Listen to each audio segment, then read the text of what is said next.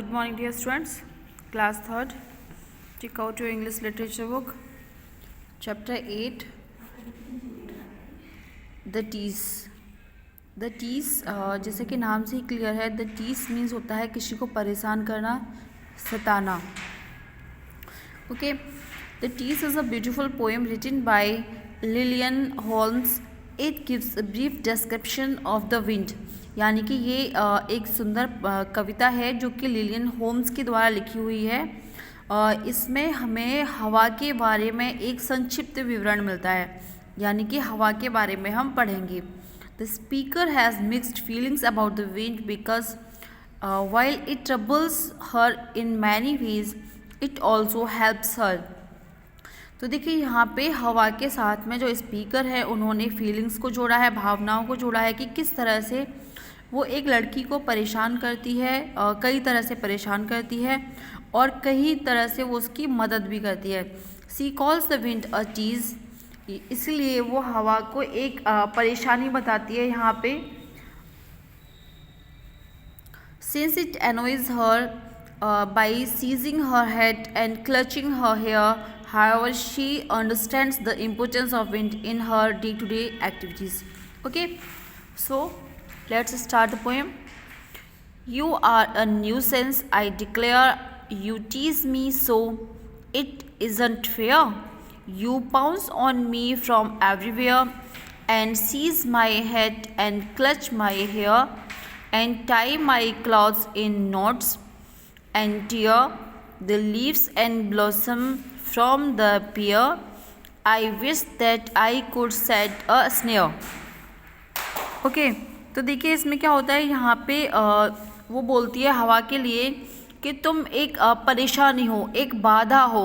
मैं कहती हूँ तुम एक परेशानी हो, तुम मुझे सताती हो, परेशान करती हो.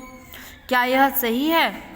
You pounce on me from everywhere, यानी कि तुम मुझे हर जगह परेशान करती हो. यानी कि पाउंस में होता है झपटना किसी भी चीज़ को, यानी कि जब हवा तेज़ चलती है तो हमें उसका प्रेशर फील होता है, यानी कि ऐसा लगता है जैसे कोई हमें आगे से पुश कर रहा हो, धक्का दे रहा हो.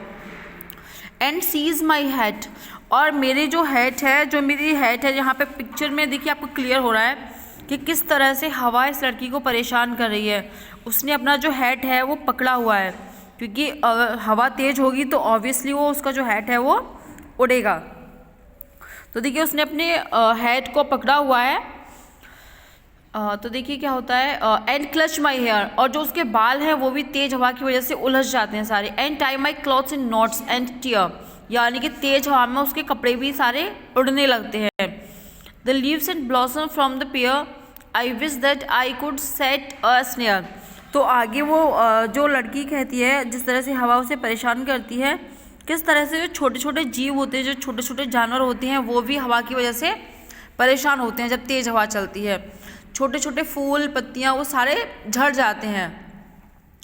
तो देखिए to catch you but I wouldn't dare from for though you tease me I declare O wind if you were never there I don't think I could manage quit to sail my boat or fly my kite.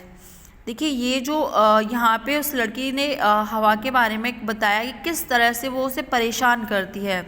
And in the next stanza she tells about how wind helps us, यानी किस तरह से हवा हमारी मदद करती है. अगर हवा नहीं होती तो हमारा जो जीवन है, जो हमारा एक्सिस्टेंस है, वो किस तरह से पॉसिबल हो पाता. यानी कि सिर्फ हमारा ये नहीं, बाकी के जो जीव जंतु हैं वो किस तरह से रह पाते. तो वो आगे कहती है कि मैं कहती हूँ कि तुम मुझे परेशान करती हो, लेकिन मैं ये भी कहूँगी O wind if you were never there, यदि तुम यहाँ पर नहीं होती, I don't think I could manage quite, यानी कि मुझे नहीं लगता कि मैं भी रह सकती तुम्हारे बिना, या फिर और कोई भी तुम्हारे बिना रह पाता. क्या तुम्हारे बिना नाव चल पाती, नाव चलती, या फिर हम पतंग भी उड़ा पाते. It means we can say that lifes are not possible without wind, यानी कि बिना हवा के हमारा जो जीवन है हम उसकी कल्पना भी नहीं कर सकते. ओके, आई होप आपको चैप्टर समझ में आ गया होगा. आपको यहाँ से लेकर 8 लाइन्स इस पोएम की लिखनी है आपकी नोटबुक में। वर्ड मीनिंग्स भी आपको सेंड किया चुके हैं, वर्ड मीनिंग भी करेंगे आप, ठीक है। And next is here are the true false of this chapter.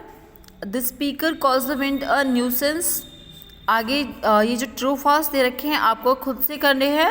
अगर आपको नहीं आते हैं तो मैं आपको सॉल्व करके सेंड करती हूँ, अदरवाइज़ आप चैप्टर आपको पढ़ा दिया गया है, उसके बाद में आप खुद से सॉल्व करने की कोशिश करेंगे, ओके।